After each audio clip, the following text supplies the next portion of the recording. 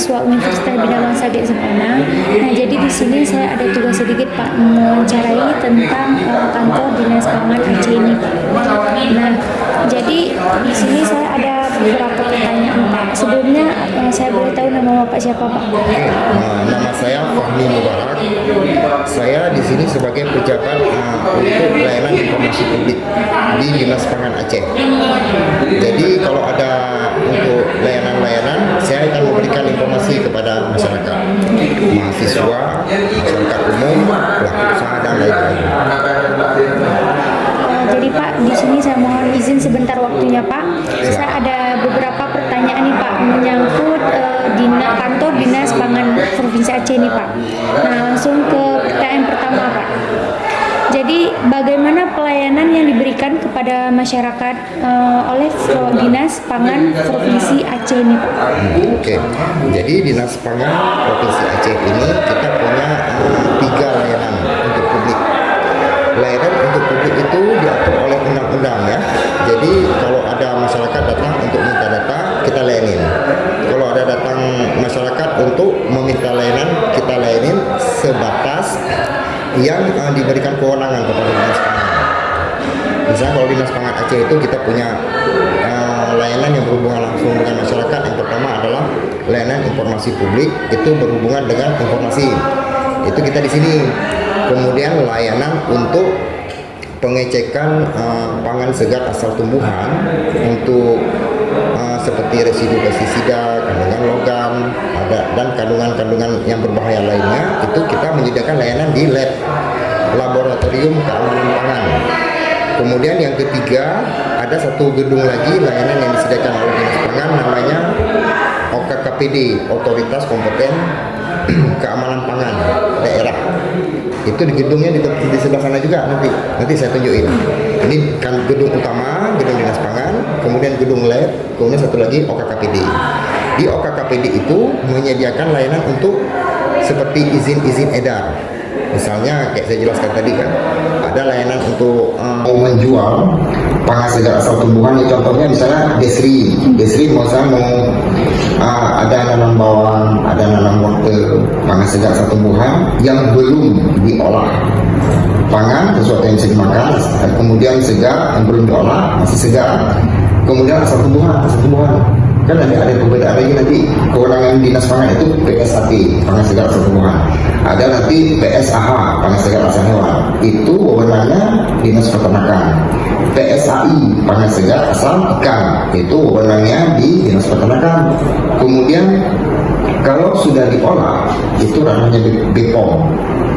Kalau misalnya makanan yang diolah untuk disajikan, restoran, dapur MBG, dapur umum, itu ranahnya Dinas Kesehatan. Kita di sini PSAT. Nah, untuk izin daerah kayak saya bilang tadi, Desri mau menjual pangan segar asal tumbuhan, itu wajib memiliki izin edar. Nggak boleh langsung sembarangan dijual, diproduksi, dijual ke masyarakat.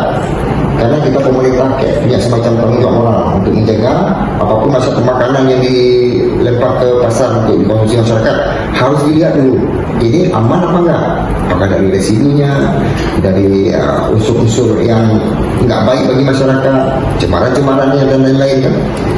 Nah, jadi dengan adanya izin edar, insya Allah sudah terjamin nanti.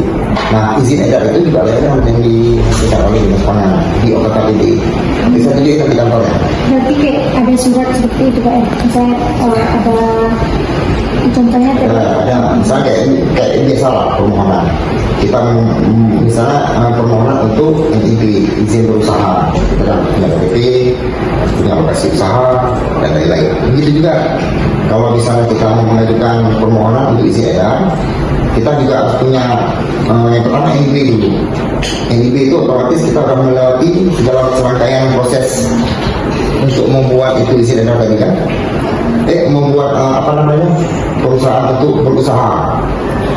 Kalau dulu SIUP namanya, sekarang NIB. Jadi yang berikan produknya ke kita.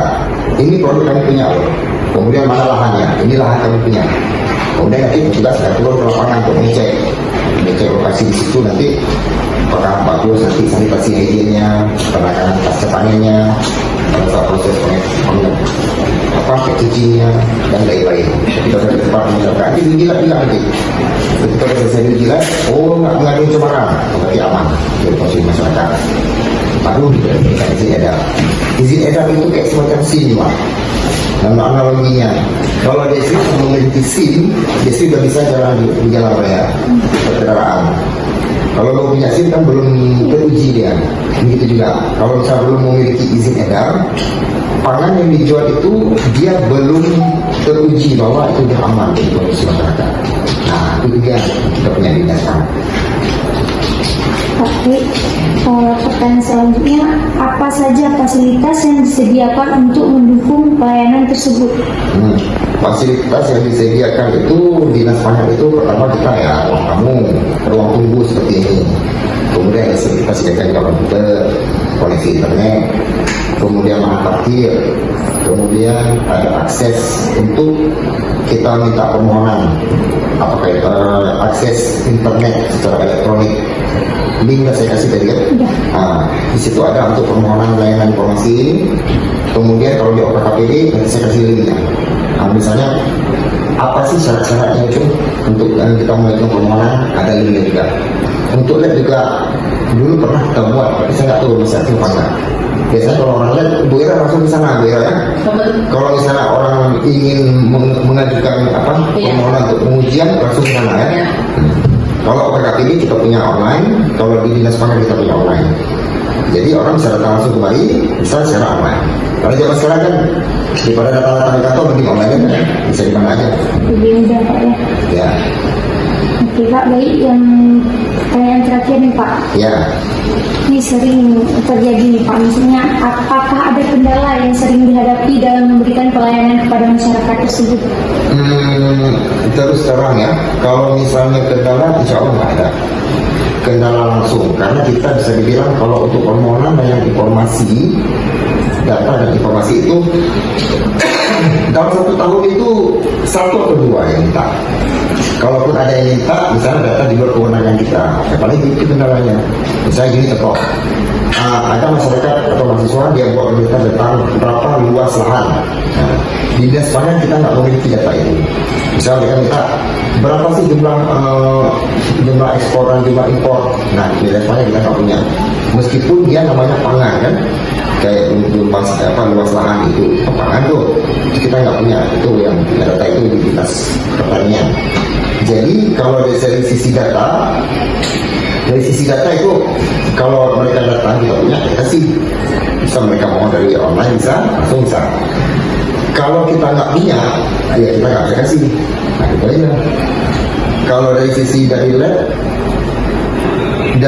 Ibu Ira kita ada keterbatasan paling dari sisi alat ya, nggak semua kita periksa. Ada tertentu kayak misalnya contoh komoditas beras, kita masih belum bisa meneliti sejauh apakah beras itu tingkat premium atau bukan. Nah, kita nggak bisa. Kita cuma bisa melihat uji cemaran aja Ibu Ira ya. Kalau di OKKPD insya Allah nggak punya. Kalau misalnya mau ketemu dengan pelayanan di sana, saya ajak ketemu nanti. Mungkin bisa langsung mereka kasih tahu kan di mana ada kendala selama ini. Tingkat premium atau bukan, nah, kita nggak bisa. Kita cuma bisa melihat uji cemaran aja Ibu Ira ya. Kalau di OKKPD insya Allah nggak punya. Kalau misalnya mau ketemu dengan pelayanan di sana, saya ajak ketemu nanti. Mungkin bisa langsung mereka kasih tahu kan di mana ada kendala selama ini. Oh ya, di izin edar di OKKPD sebenarnya itu kita memberikan pelayanan tidak langsung. Tidak langsung begini, saya kasih analogi. Permohonan yang dilakukan oleh masyarakat itu melalui aplikasi OSS punya BPMT, PST. Mereka langsung masuk ke OSS, mereka mengajukan permohonan izin edar. Nah, fungsi dinas pangan, mereka menurunkan tim untuk memeriksa kelengkapan berkas, memeriksa secara teknis. Jadi tidak langsung berhubungan dengan masyarakat. Ketika kita sudah memeriksa si pelaku usahanya yang mau menjual, nanti baru dikeluarkan rekomendasi. Yang menerbitkan izin edarnya itu pada dasarnya itu adalah DPM PTSP dari sistem aplikasi OSS. Jadi kita tidak secara langsung.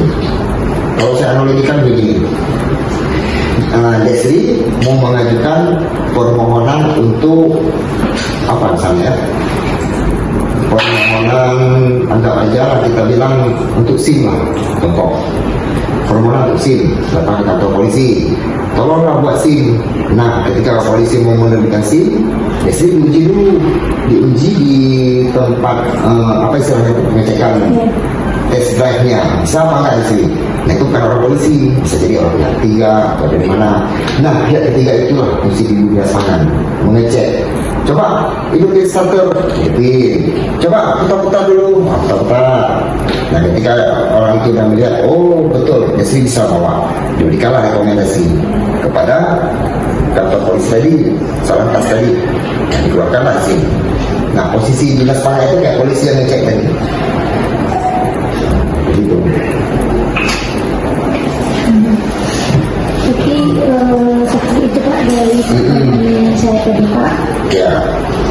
Nah, mungkin sampai begitu saja Pak wawancara kali ini Pak. Terima kasih Pak sudah meluangkan waktunya. Sama-sama. Saya akhiri Pak. Wassalamualaikum warahmatullahi wabarakatuh. Waalaikumsalam. Kubur sudah masa lalu yang berlalu, coba